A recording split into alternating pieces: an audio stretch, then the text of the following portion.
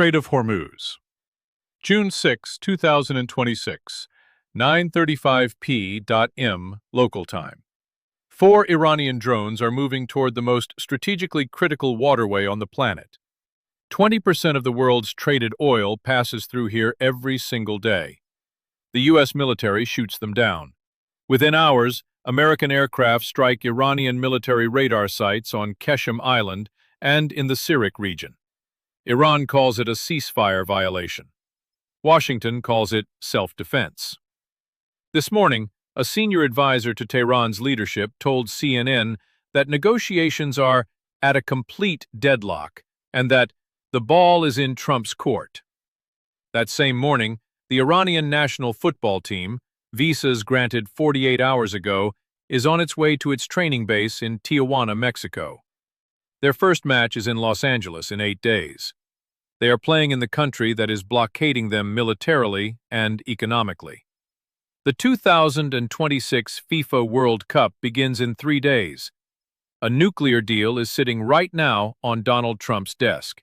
He has not signed it. And 440 kilograms of uranium enriched to 60% purity, enough to build 10 nuclear weapons if taken to completion, are waiting somewhere in Iran for someone to decide what comes next. My name is James Landon. In the next 10 minutes, I'm going to give you the clearest possible picture of what is actually happening. Not the headlines, not the daily drone counts. The structure, the mechanism, the specific reason this ceasefire keeps producing violence even while both sides say they want a deal.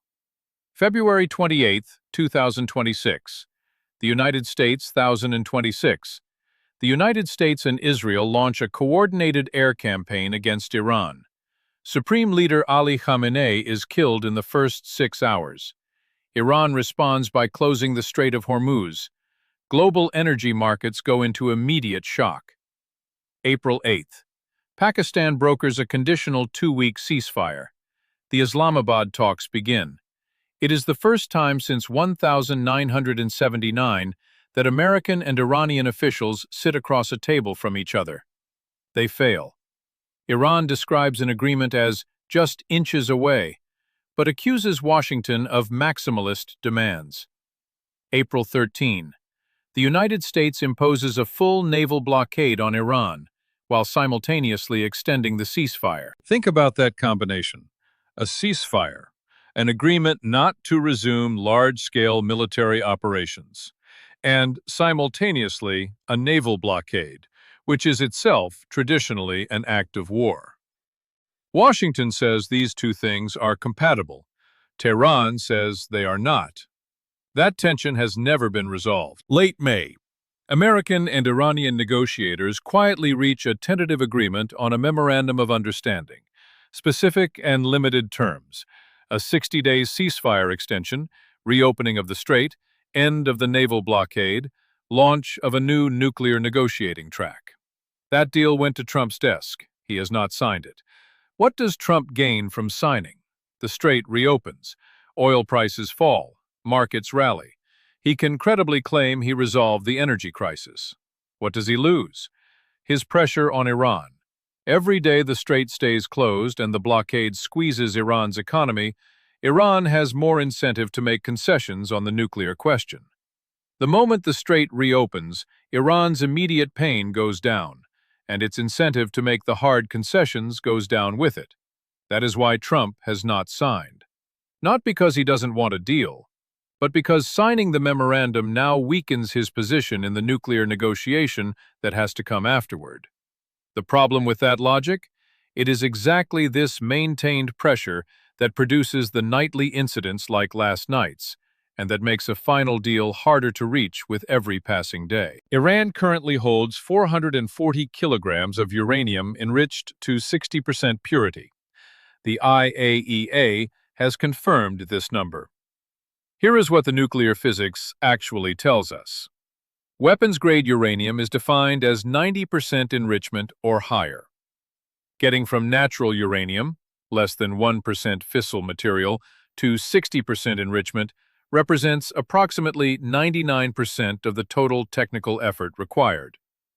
Getting from 60% to 90%, from what Iran currently holds to weapons-grade material, requires the remaining 1%.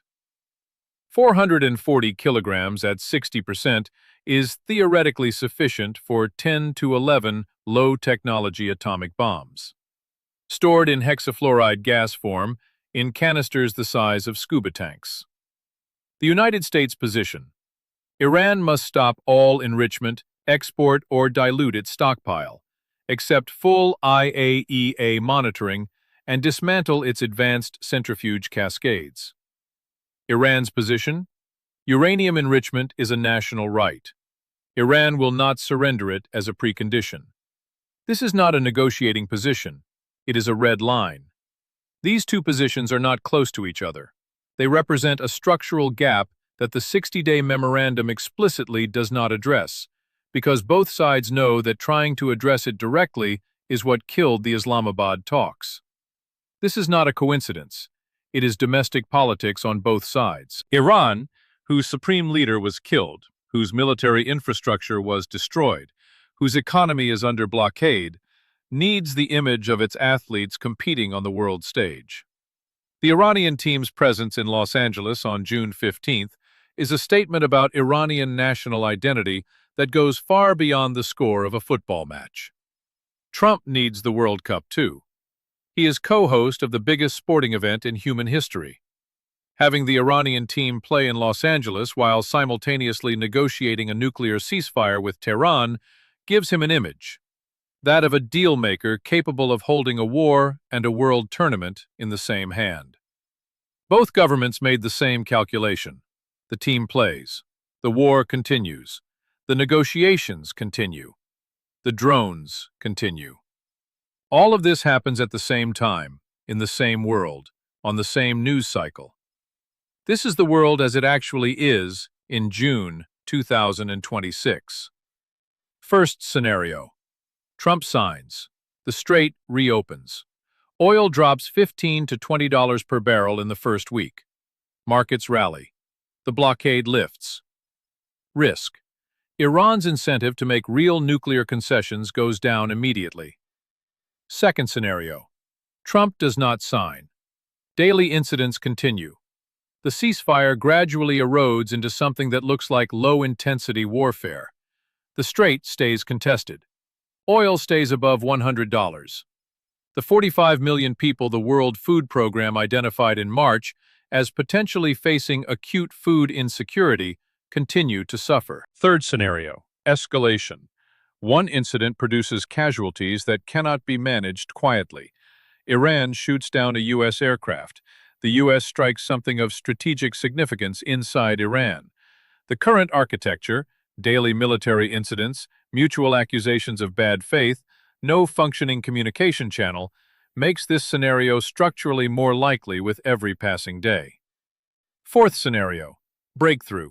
A formula is found on the uranium question that neither side has publicly said it would accept. Iran agrees to dilute its stockpile to 3.67% under IAEA supervision while retaining civilian enrichment capacity. The U.S. accepts this as a credible constraint. This scenario requires both governments to publicly accept something they have spent months saying they would never accept. It is possible. No analyst currently assigns it significant probability. The Iran conflict of 2026 is the first major war of the multipolar era managed entirely without a functioning multilateral framework.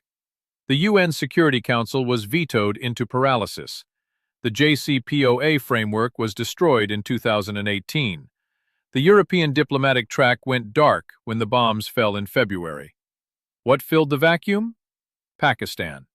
A bilateral ceasefire mediated by a country that was broke and diplomatically isolated 12 months ago. The JCPOA would have capped Iran's enrichment at 3.67%.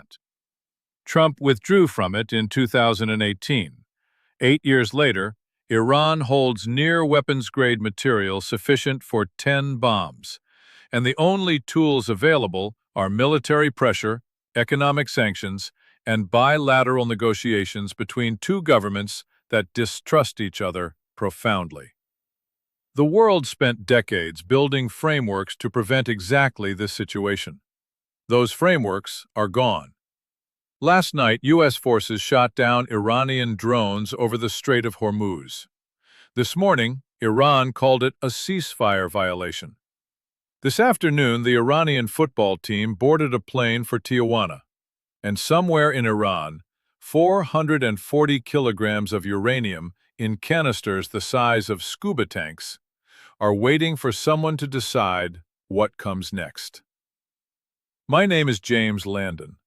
If this gave you a clearer way of reading what you'll be watching unfold over the next 60 days, share it with someone who should understand this. And I'll see you on the next one.